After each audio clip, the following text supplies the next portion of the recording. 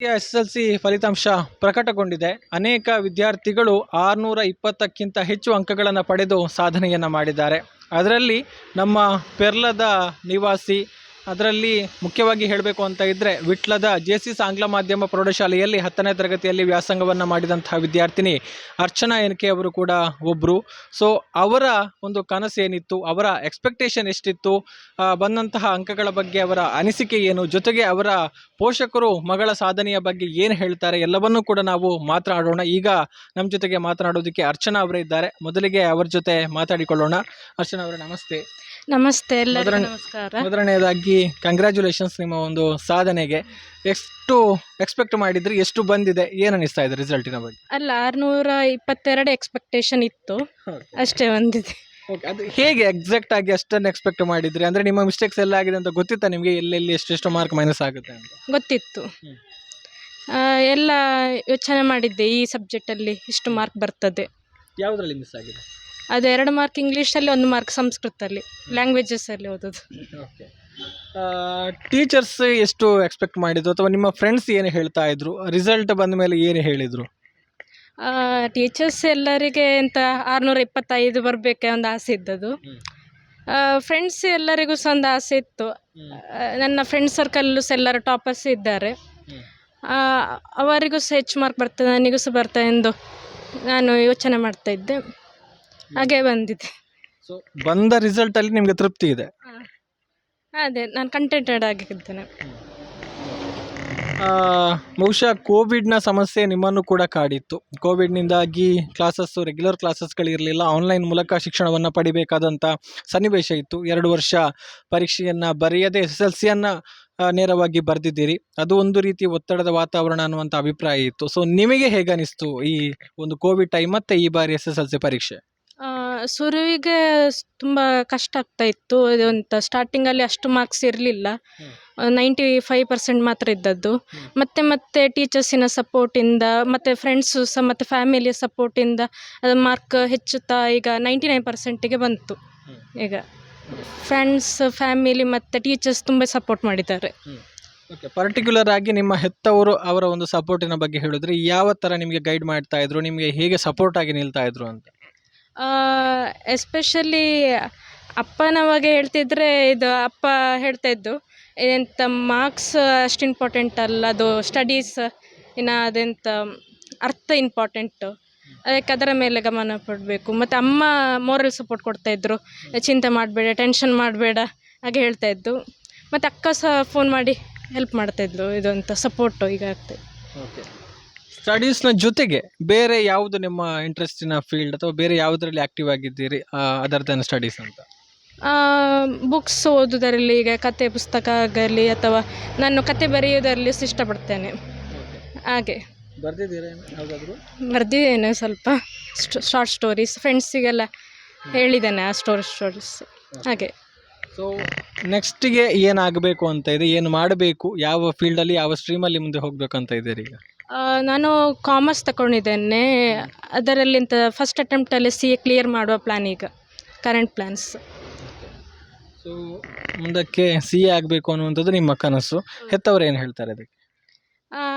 ಅಪ್ಪ ಫಸ್ಟಿಗೆ ಅಷ್ಟು ಎಂತ ಯೋಚನೆ ಮಾಡ್ತಾಯಿದ್ದು, ಮೆಡಿಕಲ್ ಫೀಲ್ಡಿಂದ ಇಬ್ಬರು ಅವರು ಹೇಳಿದರು, ಅಷ್ಟು ಫಸ್ಟಿಗೆ ಮೆಡಿಕಲ್ ತಗೊಳ್ಳೋ ಹೇಳಿದರು. ಮತ್ತೆ ನಾನು ಹೇಳಿದೆ ನನಗೆ ಅದರಲ್ಲೇ ಇಂಟ್ರೆಸ್ಟ್, ಅದೇ ನನ್ನ ಫೀಲ್ಡ್ ಹಾಗೆ ಹೇಳುವಾಗ ಅಪ್ಪ ಕೆಲವೊಮ್ಮೆ ಪರೀಕ್ಷೆ ಮಾಡಿದರು, ಅದರ ಮತ್ತೆ ಲಾಸ್ಟಿಗೆ ಒಪ್ಪಿದ್ರು ಈ ವಿಷಯದಲ್ಲಿ. ಮತ್ತು ಈಗ ಫುಲ್ ಸಪೋರ್ಟ್ ಇದ್ದಾರೆ. ಅಂದರೆ ನೀವು ಬಯಸಿದ ಹಾದಿಯಲ್ಲಿ ಸಾಗುವಂಥ ಅವಕಾಶ ಸಿಕ್ಕಿದೆ, ಖುಷಿ ಇದೆ ಅಲ್ಲ? ತುಂಬ ಖುಷಿ ಇದೆ. ಅಪ್ಪ ಅಮ್ಮನಿಗೆ ಹೇಳೋದಿದ್ರೆ ಏನು ಹೇಳೋದಕ್ಕೆ ಬಯಸ್ತೀರಿ ಈ ಟೈಮಲ್ಲಿ? ಈಗ ನನಗೆ 622 ಬಂದದ್ದು ನನ್ನ ಅಪ್ಪ ಅಮ್ಮನ ಸಪೋರ್ಟಿಂದ. ಅದಕ್ಕೆ ನಾನು ಐ ಆಮ್ ಆಲ್ವೇಸ್, ಅವರ ಸಪೋರ್ಟ್ ಇಲ್ಲದ ನಾನು ಇಲ್ಲಿಯವರೆಗೆ ಬರಲಿಕ್ಕೆ ಸಾಧ್ಯ ಇಲ್ಲ. ಯಾಕೆ ಅವರಿಗೆ ಹೋಲ್ ಹಾರ್ಟೆಡ್ಲಿ ಥ್ಯಾಂಕ್ಸ್ ಹೇಳೋದು. Okay, thank you. ನಿಮ್ಮ ಕನಸು ಏನಿದೆ, ನಿಮ್ಮ ಯಾವ ಹಾದಿಯಲ್ಲಿ ಸಾಗಬೇಕಂತ ಇದ್ದೀರೋ ಆ ಹಾದಿ ಸುಗಮವಾಗಿರಲಿ, ನಿಮ್ಮ ಕನಸು ಆದಷ್ಟು ಬೇಗ ಈಡೇರಲಿ ಅನ್ನುವಂಥದ್ದು ನಮ್ಮ ಆಶಯಗಳು. ಒನ್ಸ್ ಅಗೇನ್ ಕಾಂಗ್ರ್ಯಾಟ್ಸ್ ಅಂತ ಹೇಳ್ತಾ, ಈಗ ಇವರ ತಂದೆಯವರಿದ್ದಾರೆ. ಇವರು ಖ್ಯಾತ ವೈದ್ಯರು. ಇಲ್ಲೇ ಕ್ಲಿನಿಕನ್ನು ಕೂಡ ಇಟ್ಟುಕೊಂಡು ಸೇವೆಯನ್ನು, ಆರೋಗ್ಯ ಕ್ಷೇತ್ರದಲ್ಲಿ ಸೇವೆಯನ್ನು ಕೊಡ್ತಾ ಇದ್ದಾರೆ.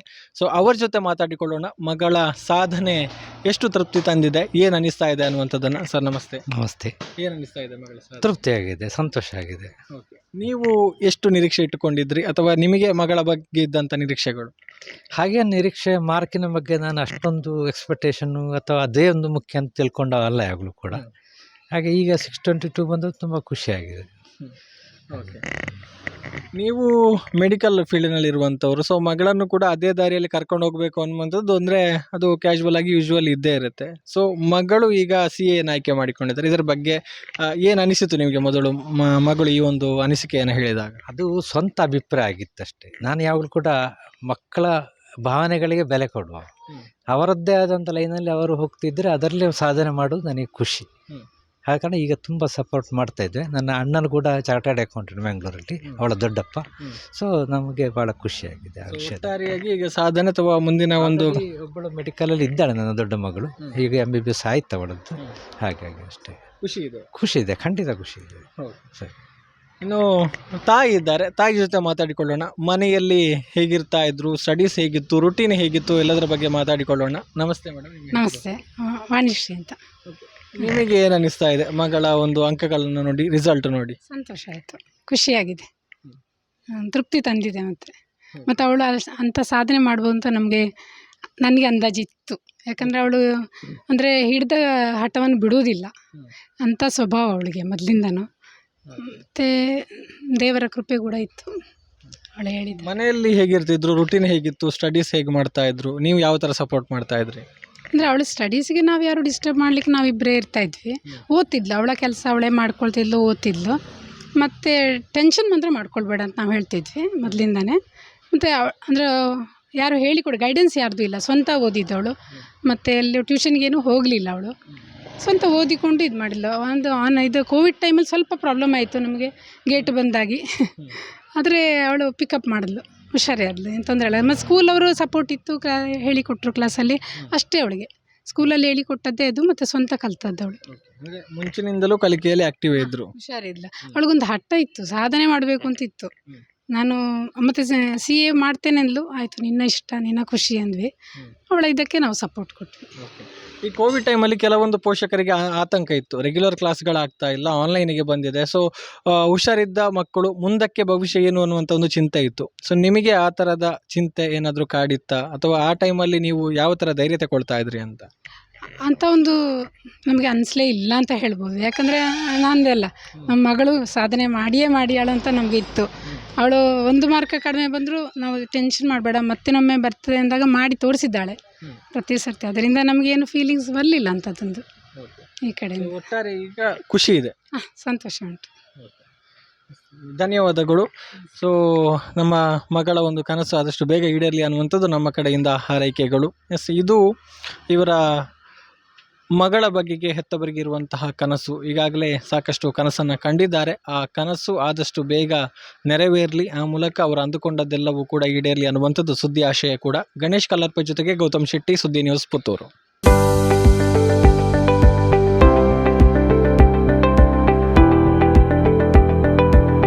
ವಿಶ್ವವಿದ್ಯಾನಿಲಯದಿಂದ ಸತತ ಪ್ರಥಮ ರ್ಯಾಂಕ್ಗಳನ್ನು ಪಡೆದುಕೊಂಡ ಪುತ್ತೂರಿನ ಪ್ರಥಮ ಡಿಸೈನ್ ಕಾಲೇಜ್ ಹಾಗೂ ಪುತ್ತೂರಿನ ಏಕೈಕ aviation and hospitality management college ಅಕ್ಷಯ.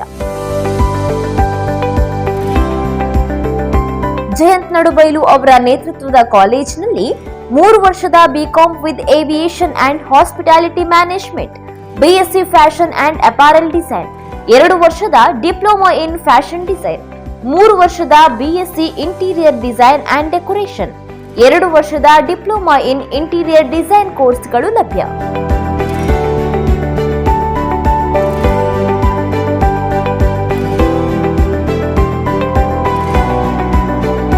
ವಿದ್ಯಾರ್ಥಿ ವೇತನ ಸೌಲಭ್ಯ, ಇತರೆ ಕೋರ್ಸ್ಗಳು, ಸ್ಪೋಕನ್ ಇಂಗ್ಲಿಷ್ ತರಬೇತಿ, ಸರ್ಟಿಫಿಕೇಟ್ ಕೋರ್ಸ್ಗಳು, ಶೈಕ್ಷಣಿಕ ಸಾಲ ಸೌಲಭ್ಯ, ಸ್ಪರ್ಧಾತ್ಮಕ ಪರೀಕ್ಷೆಗಳಿಗೆ ತರಬೇತಿ, ಪ್ರತ್ಯೇಕ ಹಾಸ್ಟೆಲ್ ಸೌಲಭ್ಯ, ಅರ್ಹರಿಗೆ ಉಚಿತ ಸೀಟುಗಳು, ಉನ್ನತ ಶ್ರೇಣಿಯಲ್ಲಿ ಉತ್ತೀರ್ಣರಾದ ವಿದ್ಯಾರ್ಥಿಗಳಿಗೆ ಶುಲ್ಕ ವಿನಾಯಿತಿಯೂ ಸಿಗಲಿದೆ. ನಿಮಗಾಗಿ, ನಿಮ್ಮ ಭವಿಷ್ಯಕ್ಕಾಗಿ ಉತ್ತಮ ವಿದ್ಯಾಸಂಸ್ಥೆಯ ಹುಡುಕಾಟದಲ್ಲಿದ್ದೀರಾ? ಹಾಗಾದ್ರೆ ತಡ ಯಾಕೆ? ದಾಖಲಾತಿ ನೋಂದಾವಣೆ ಆರಂಭಗೊಂಡಿದೆ.